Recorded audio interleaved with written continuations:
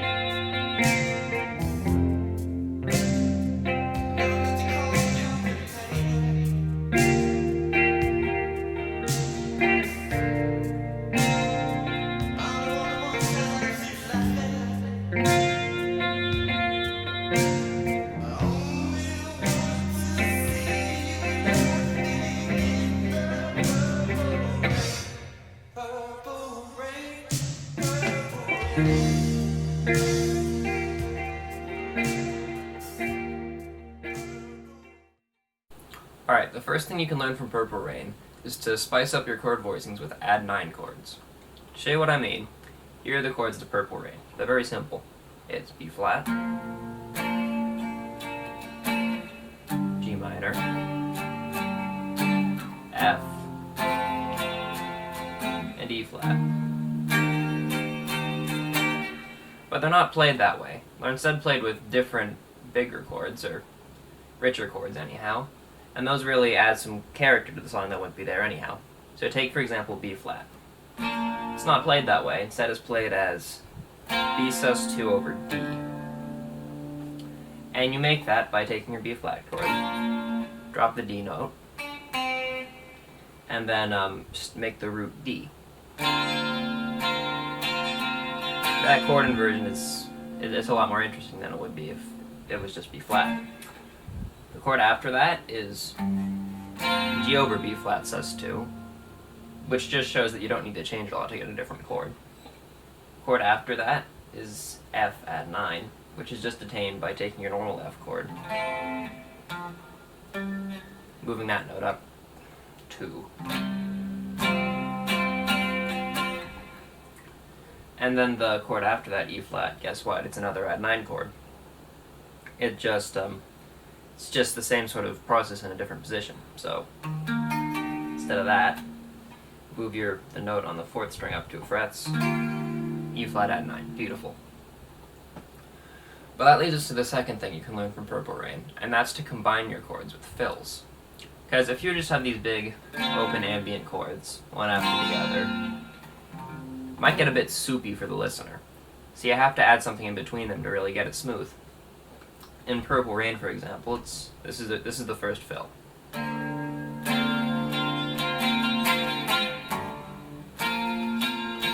So to get from B flat to G minor, she starts on B flat, and she goes, which is just a walk down, but it adds a lot of smoothness.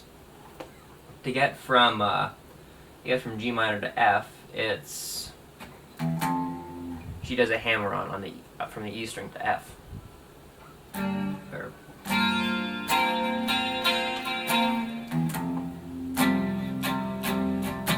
To get from this F chord to E flat to E add 9, what happens is she does a mute on the strings, and that gives some rhythmic interest. So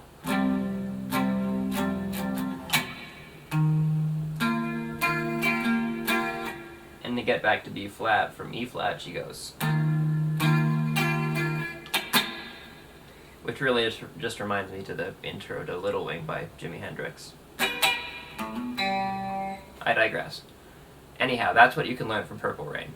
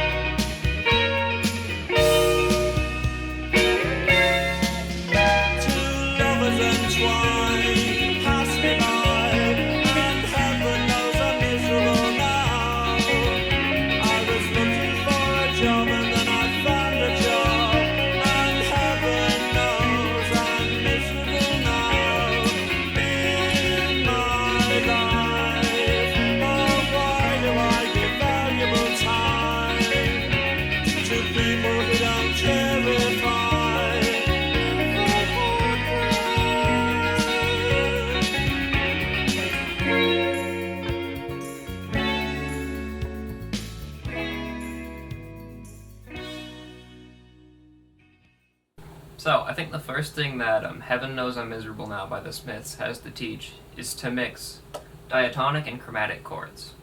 That's to say, mix chords that are in and out of the key. For example, in this intro,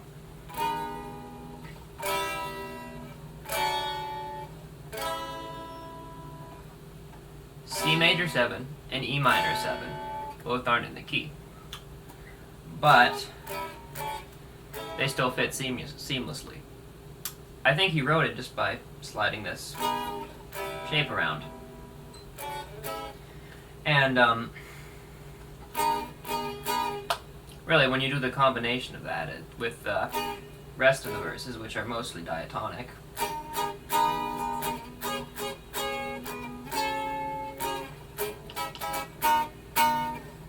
it adds a certain amount of controlled abstraction, which I think is an important part of the 80s chorus sound.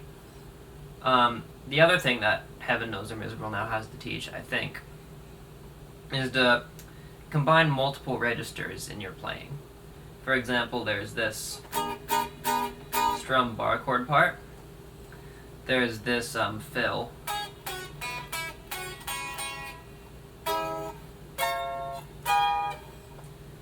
and this part, which is played during the second verse.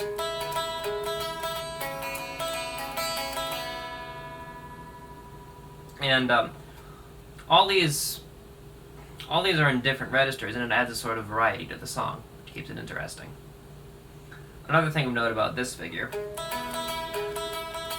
is this use of open strings. You'll notice how this fretted string and this open string combine to make the same note, but in a sort of jangly fashion. That's another important part of the 80s chorus sound. A lot of the songs use open strings. Anyhow, that's what I think Heaven Knows I'm Miserable Now has to teach.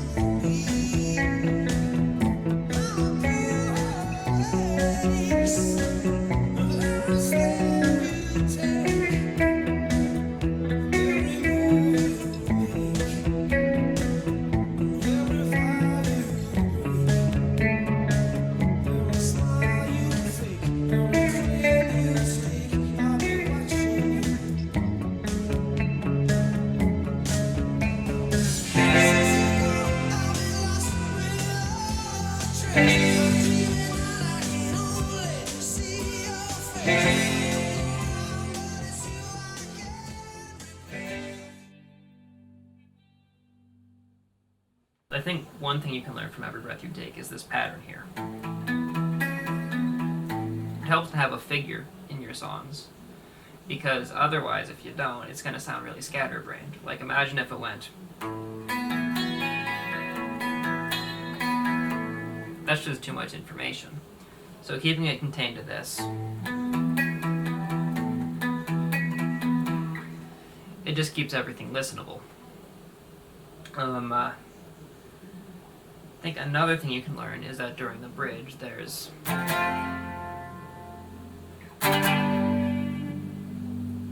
and neither of those chords are in the key, and they're strummed differently than the rest of the song, which instead of making things seem less together, it adds to the continuity somehow, just by adding a new point of interest.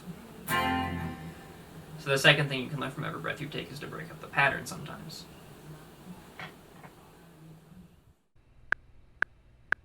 From the cradle of comes a baby, wants the first thing. Your heart and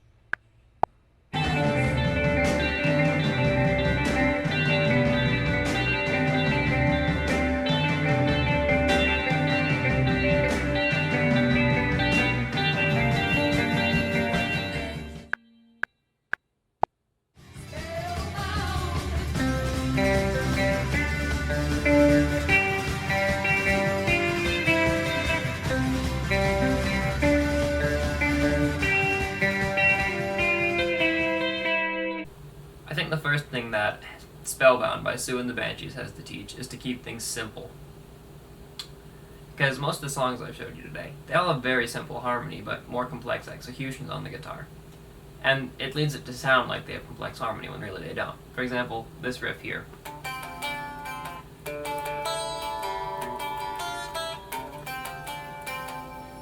Well, if you break that down to the root chords, you got D minor, G, G7. But with this D minor 7 and this sort of voice leading thing here, which is switching from the open D string to the B string, it leads it to sound more complex than it actually is. I think another thing you can learn from Sue and the Banshees Spellbound is to use different textures throughout your song to create just to create variation. Like there's the riff I just showed you, there's this.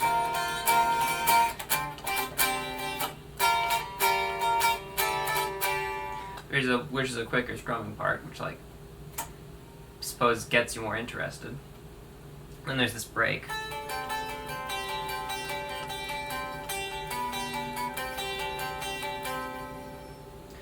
Which is just sounds more complex than it is, really. It's just an arpeggiation of some upper structure triads, which are suspended. But then that also adds variation. Then there's this guitar solo part at the end.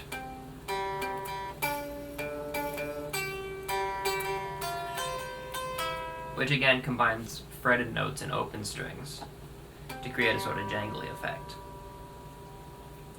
But I think that has to teach that you have to mix things up within your song to keep it interesting. Okay, my closing thoughts are that this sort of beautiful 80s guitar, it's not actually very complex when you get down to it. It just takes a few simple tricks. It takes like your add 9 chords, and it takes mixing up the parts of your songs, as well as open strings. But when you put all that together, it creates something that's a lot greater than the sum of those parts. So, as promised, I'm going to show you what I came up with, and thanks for watching.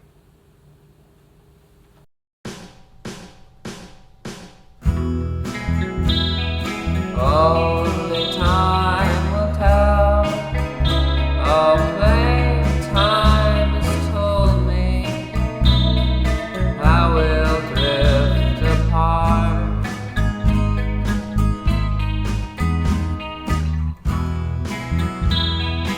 I just want to say how I guess the ending before it ever starts.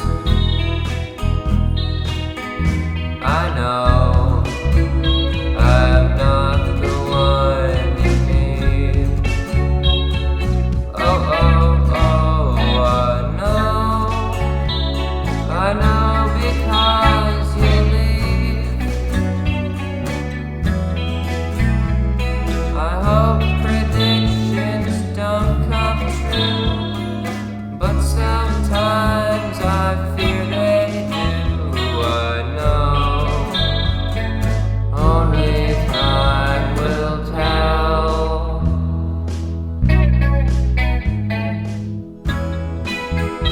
There's pride before the fall. There's hubris in guessing.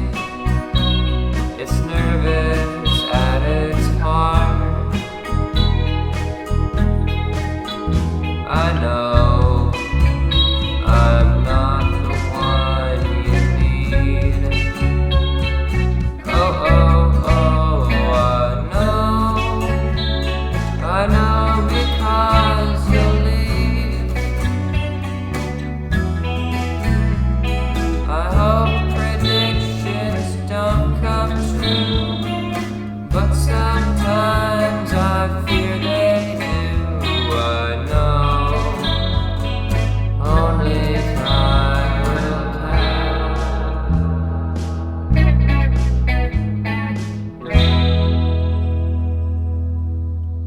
Hey, if you like the song at the end of this video, I'm glad to say I have a lot more.